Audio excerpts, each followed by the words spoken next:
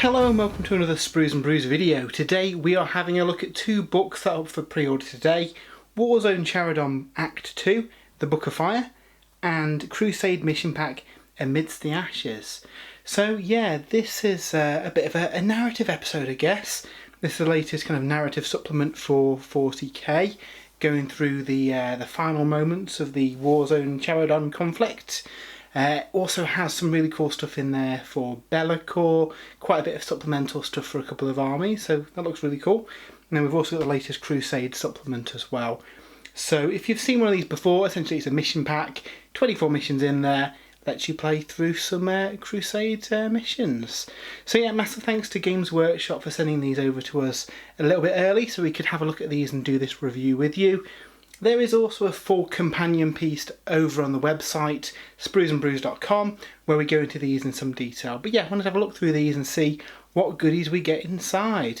So let's start with Warzone Charadon Act 2, The Book of Fire, and see what is in here. So like we said at the top of the video, this is very much a narrative supplement for Warhammer 40k. It continues the story started in the Book of Rust, with Typhus essentially attempting to take Metallica. Yeah, there's a few twists and turns along the way, but yeah, Typhus, for unknown reasons, has created this this tear in the warp in the Charadon system, and yeah, he's up to nefarious goals to try and get Metallica corrupted by a digital virus he'd created. And yeah, in the book you learn what happens to this. We also have the rules for Bellacor and Bellacor's new sub-faction essentially, which is mixed Marines and Demons. So yeah, that's really fun. And there's also some supplemental stuff for the Adepta Sororitas in here as well, which we'll look in a little bit and discuss our thoughts on. Stuff being in supplements that's just had a new codex. But yeah, the first part of the book basically goes through the story. Now, I'm not going to go into spoilers too much in this video because some people will want to read through this themselves. But yeah, essentially tells the tale of what happens next. So Typhus, does he take Metallica? What Bellacor's up to in all this? And yeah, it's a really cool story. It doesn't quite meet the highs of the Broken Realms series for Age of Sigmar, but it's certainly better than the stuff that was in the Psychic Awakening book, so big improvement. And there are some lore developments in here as well, which is really, really good to see. I like that they're slowly moving the lore forward with each of these books, and you can see there's a bit of a plot thread going forwards, and there's a few hints at stuff that we might get in the future as well, which is quite interesting. I do hope this leads to Dark Mechanicum for 40k. There's a few hints at like slave soldiers and corrupted cyborgs and loads of cool stuff like that. So yeah, it'd be nice to see some stuff like that in the 40k universe. There's also mention of some of the various alien kind of raiders that are attacking Imperium ships during the conflict, one of which is redacted as well, so maybe a hint of a new alien race, that'd be cool. But yeah, so first half of the book basically deals with the narrative side of it, and then we get quite a nice section allowing you to do your own campaigns. So I think these go very much hand in hand with Crusade. You can do it with match play missions, but I think this kind of thing works better with Crusade, where you're leveling up your units and you're getting special relics for completing missions.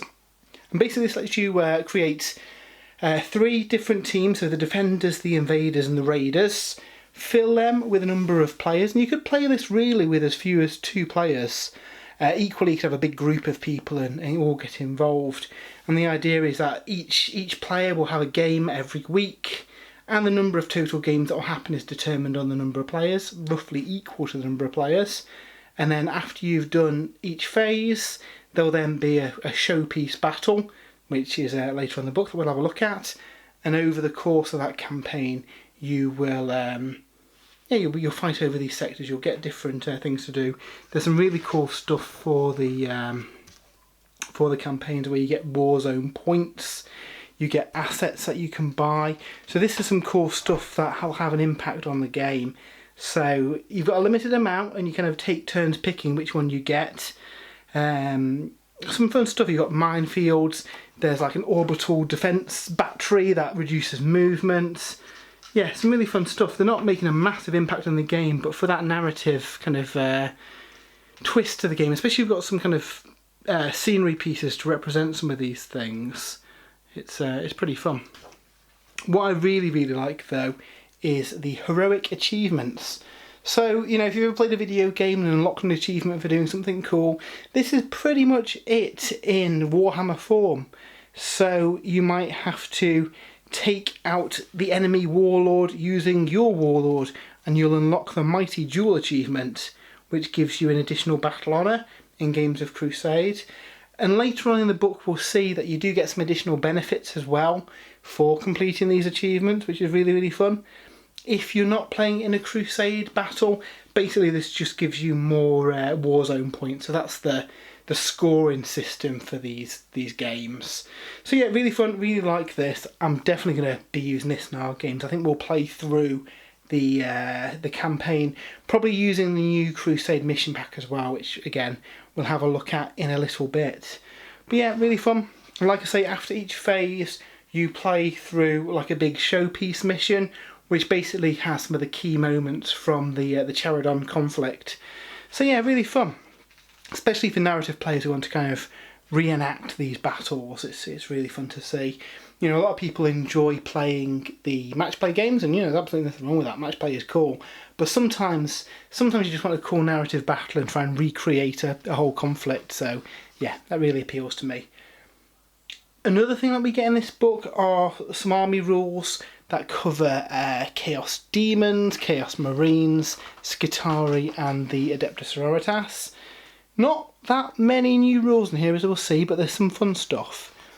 So first of all we get the Skitarii Veteran Cohort. So this is an army of renown. These are essentially elite armies. You've got some restrictions that you've got to stick to, but you unlock quite a few cool things for sticking to it. So for example in this one, you have to take just Skitarii units. You can't take anything without the Skitarii keyword, which does limit your options a little bit. Now there's a few other things you can take. You can take a Dominus, a Manipulus, an Engine Seer and a Techno-Archaeologist, up to one of each, and if you don't have to take them, but obviously you might want them for the various buffs and auras and stuff. You also have to take a Marshal as your Warlord as well. So quite a restrictive build, however you do unlock some cool benefits. So your Rangers and Vanguard can be upgraded to Veterans at 2 points each, and essentially for the Rangers that adds 1 to their leadership and attacks characteristic. It also gives them a 5+ invulnerable save, and they count as being in light cover if they do not move, which is really fun. And then for the Vanguard veterans, they also get +1 leadership and attacks. They also get 5+ invulnerable save, but when they advance, they get to roll an additional dice and pick the best. So, yeah, really, really cool. Definitely worth a 2-point upgrade, if only for the 5+ invulnerable save. Yeah, they're really, really fun. You also get some new stratagems, which essentially give them +1 to wound for one of them. One of them is +1 attacks. Now that is on top of the +1 attack you've got already for being a veteran. Bionic Endurance is a 5+ wound shrug, and then the Expedited Purge Protocol lets your unit charge after running. Now the Warlord trait, you don't have to take this one, you can do. However, it lets you use these stratagems at 1 point less, making them really, really handy to use. So yeah, pretty fun. I quite like that. Next up we get a Codex Supplement for the Order of Our Martyred Lady. Now, this one's a bit of a funny one. Obviously the Adepta Sororitas book has just come out a couple of weeks ago. So it does, again, like with Rukari, seem a little bit of a shame that they've got the Codex Supplement buried within another book. I'd really like this stuff to be included in the main codexes. And it's something we've seen a couple of times in the recent releases, that there is supplemental material in kind of nearby supplements. So that is a bit of a shame. We do get some fun stuff in here. Some new Warlord traits. For example, the first one, when your Warlord dies, you get to pick another character who becomes a Warlord, and for the purposes of objectives that relate around killing the Warlord, they have to kill that one too. St. Catherine's Legacy is pretty cool. Spirit of the Martyrs always in effect, in addition to any others that are, and you get like a 6-inch aura whenever a Adepta Sororitas unit dies On a 5+, they bounce back a mortal wound. Again, pretty fun. And then finally, Martyr Strength is a really fun one. For every wound that they've lost, they get +1 strength. Unfortunately, it caps at +2, so no ridiculous high strength Sister of Battle. But yeah, they're pretty fun. We also get a couple of new relics. I really like the Blade of Sacrifice. That allows you to take 1 to 2 mortal wounds on yourself. If you do, every wounding roll will do that number of mortal wounds. So, for example, if you cause 2 mortal wounds to yourself and you get 5 wounds through, you've just done 10 mortal wounds to them. So, really, really good one. Obviously, it's a bit risky because you're doing mortal wounds to yourself. But yeah, definitely see some use for that. The other ones, there's a 1 use only 2+ invulnerable save.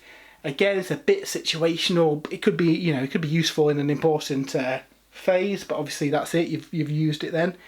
The Scepter of Vengeance is a mace that wounds +1 against Tyranids. Again, super specific. If you're fighting Tyranids all the time, yeah, go for it.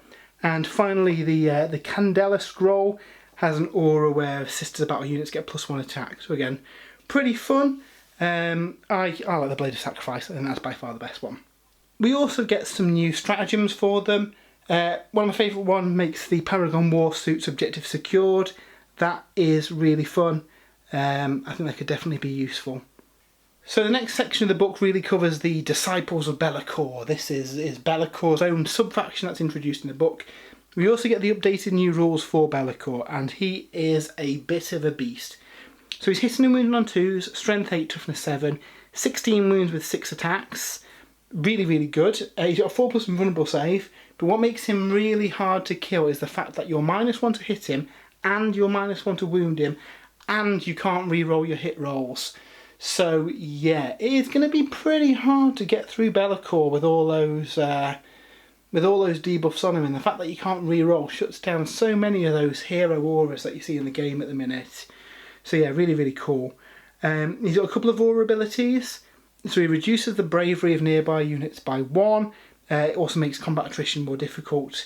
And for his friendly units, he can make demons within 6 inches re-roll 1s to hit. And obviously he's a demon, so he can do that on himself as well. So essentially hitting on 2s, re-rolling 1s, nearby demons. There's no like core stipulation there or anything. It is all demons. You can't take another demon prince in a detachment with him though, because he doesn't like other demon princes. He doesn't play well with others, does Bellacor. So yeah, 360 points. So not bad at all considering what he does. Weapon wise, really, really good. He can either do a attack that does 2 attacks for each attack, so 12 attacks in total he'd have, AP -3, 1 damage. Pretty good. His really good ability though is the Piercing Strike. It is +4 strength, so he's hitting on strength 12, AP -4, D3 +3 damage, and you cannot take invulnerable saves against it. So this guy's killing Custodies all day long. All those scary characters that are quite resilient, this guy will cut through them. Bit of a Nightbringer, really. So yeah, really cool, really like Bellacor. Looking forward to using him on the battlefield. Now, if you are using him on the battlefield, there is an option of taking him in a Disciples of Bellacor army. So this is another army of renown, which essentially lets you take a mixed army of demons and Chaos Space Marines. There are quite a lot of restrictions though. You cannot take any Greater Demon. You can't have any God-aligned Space Marines, so no Death Guard, Emperor's Children, World Eaters, Thousand Suns. You can't take any Imperial Knights, you can't take any Demon Engines, you can't take any Titans, and you can't take any God-aligned units, so Khorne Berserkers, etc. So quite a lot of restrictions there. However, you unlock a couple of cool abilities. All your demon characters get a new locus, and that makes your friendly demon units that are within range -1 to hit if they're 12 inches away from the enemy, and you cannot re-roll hit rolls, again similar to the rule that Bellacor's got. For your non-demon units, they also get a -1 to hit if they're more than 12 inches away. So the whole army is really, really tough to hit with this, which is pretty cool. Now they do get some new stratagems. There is a new psychic discipline for them as well. Bellacor has had the Shadow Lord Warlord trait, which makes friendly units within 9 inches re-roll a hit roll. So yeah, pretty good. I mean, you're getting a re-roll ones anyway with his generic one. That gives you something for your Chaos Marine units in that force. Stratagems are some pretty cool stuff, ways of giving extra attacks, extra toughness, invulnerable saves to your Space Marine units for 1 CP. You've got a really, really good ability, Blessing of Bellacor. You use it when you fail a save, and it changes the damage of the weapon that's shooting you to 0. So you could be tanking volcano cannons, all sorts of stuff. Really, really good ability. I think that could catch some people out as well.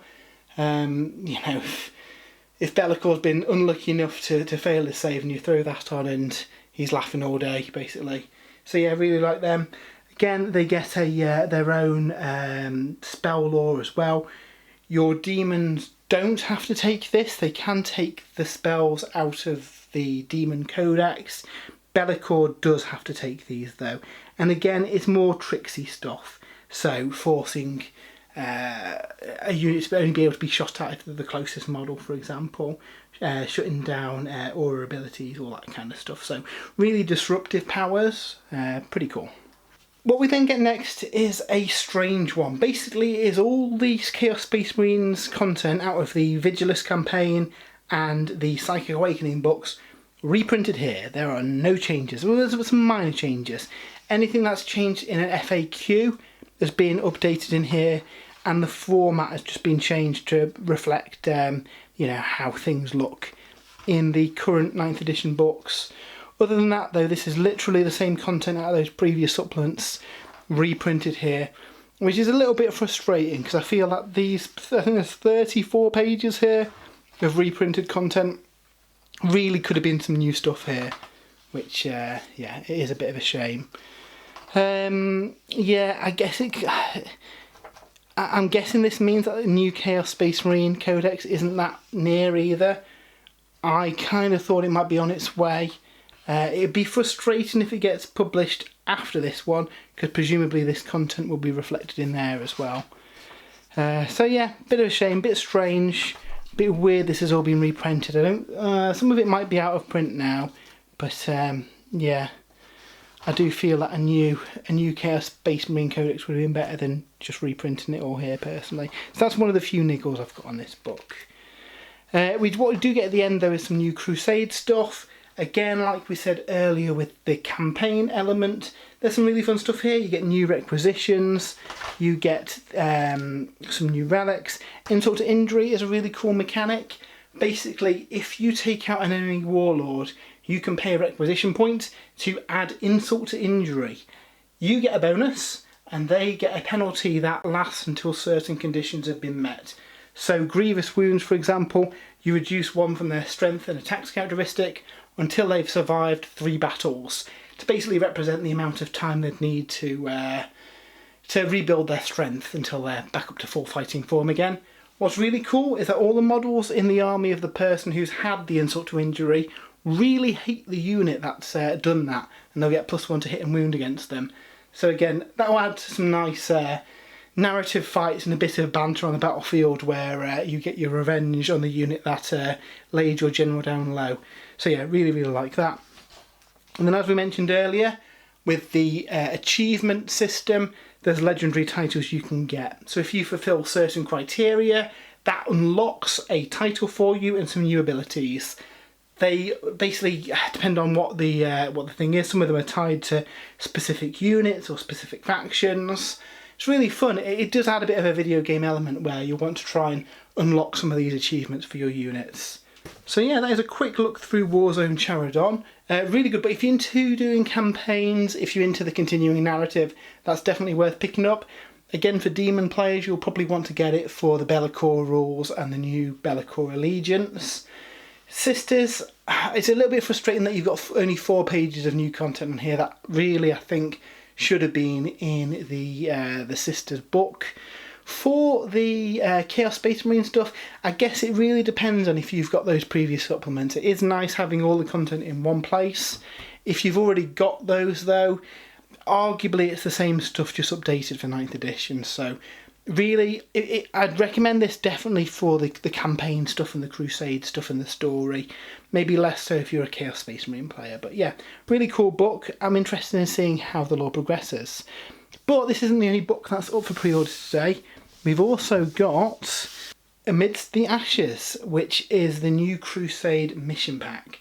So if you've seen any of the previous ones, such as Beyond the Veil, it's the same drill here. Essentially, this is a new mission pack with some new Crusade rules and a load of new missions.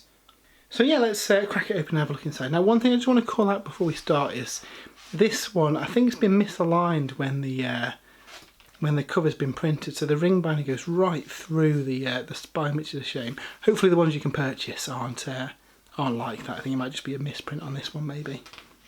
So yeah, similar format to the other ones, spiral bound, containing first of all a bit of information on Warzone Charadon. So again, for people who've maybe not read the Warzone Charadon series or want to kind of be brought up to speed on the various places that are in the system, really good way to get up to date. Now we do get some new Crusade content at the front in the form of 2 different upgrade trees you can take. So as part of your army, you can choose to follow the Awakening of the Strong or the Corruption of the Weak. Awakening of the Strong is very vehicle based and basically represents the machine spirit of your vehicle awakening and getting additional powers. And what's really cool is you get a branching upgrade tree, like in a video game where you can keep upgrading them and going through and getting all the different abilities until you get to the level 3 one at the top. Really, really cool. And with there being quite a few different paths to go, we should see a few different builds for this. So I think that's really fun, and I hope that we see it for different unit types. The first one in here covers vehicles, and the second one covers psychers. So essentially your psychers getting a different auras and abilities and powers. So yeah, really, really fun and a nice way to spend some requisition points. Obviously with all the Crusade material that's come out since the game was released last year, there's quite a lot of optional modular stuff that you can drop into your Crusade campaigns now, which is really, really fun. I very much like that. We also get some new stratagems. They pretty much key around those vehicle and those psycho-based upgrades, both benefiting them and countering them out. It gives you some tools to interact with them. So yeah, nothing too surprising there, but it's pretty cool to see. Likewise, agendas. This time we've got all the agendas in one place. In Beyond the Veil, you kind of had to flip between the stuff that was in the core book and the stuff that was in the supplement. They're all together now. Again, a lot of the ones from the core book are duplicated there, but you do get some new ones as well. So you have got some cool agendas to use for picking your missionals. And then as with the other mission packs, we get the full kind of rules for creating your battle. What you don't get in here are the actual rules for creating a crusade. You do need the core rulebook for that. And again, that's one of the few things that I don't like about this release. As we'll see later on, we get kind of most of the core rules in the back of it. But unfortunately, you don't get the rules for creating a crusade force, leveling up you guys. It'd be really nice to see that in these books. As for the missions themselves, so we get some nice varied stuff. Unlike with the match play book, we've got brand new missions here. There's 24 of them in total, 6 for each different size of game. So lots and lots of variety here. I think that's really one of the selling points of this book, the fact that you've got a load of variety for your Crusade games. Now, games of Crusade that we've played on the Sprues and Brews team, we tend to favour those small 25 power, 50 power, smaller battles on a smaller playing field. I think we've found that they are enjoyable games. You still get the full 40k experience, but they're quicker, you've got less models to move. You know, gone are the days where we could spend a whole weekend playing a game of Warhammer, so being able to sneak in those smaller games is really good for us. But equally, you've still got the big Strike Force games, and you've still got the big 3,000 point games as well. And again, some really nice stuff and variety of different missions and different objectives. With 24 of them, it's going to give you a load of content to keep playing. That's one of the best things really with this mission pack format, is that they can easily put out a new pack with a load of new missions. Hopefully we don't see much in the way of duplication in these kind of narrative ones. I hope that we still see lots of new stuff each year as they put out the new mission packs. And then, as we said earlier, you also get the core rules. This is essentially the kind of how to play core rules. You don't get the Crusade stuff about building your armies. So that, I feel, really could be useful in the back of here. This is really good. Being able to refer to stuff during battles and being able to just throw this in your bag is a really good concept. But obviously with the Crusade stuff, you are going to need to cart around that big hardback rulebook with you in order to have access to the rules for you know, your post-game sequence and everything. So it does seem a bit of a missed opportunity, considering pretty much everything else is in here. Now, I understand that. It's so you can't just buy this and have access to all the rules. I do feel with Crusade, though, it would have been nice to include that on here. To get a full glossary in the back as well. So, yeah, really cool little book. I've really enjoyed Crusade, and I'm glad that they're putting these out. You know, over the course of Crusade now, we've got a load of missions, so definitely means you've got lots of varied games. And alongside the kind of campaign stuff in Warzone Charadon 2, the Book of Fire, I think that you're going to be able to run some really cool narrative stuff. So yeah, I hope you've enjoyed that quick look at both of the new books. They are both up for pre-order today. Again, massive thanks to Games Workshop for sending us these a little bit early for us to have a look at. Like I say, if you want a more in-depth look at both of these books, there is a full write-up over on spruesandbrews.com. We are going to be starting a new Crusade campaign very soon. Following both of these books, we'll use the stuff out of here to create a new campaign set in the Charadon system. And yeah, hopefully you watch that. That will normally stream live on a Saturday lunchtime, about 1 o'clock.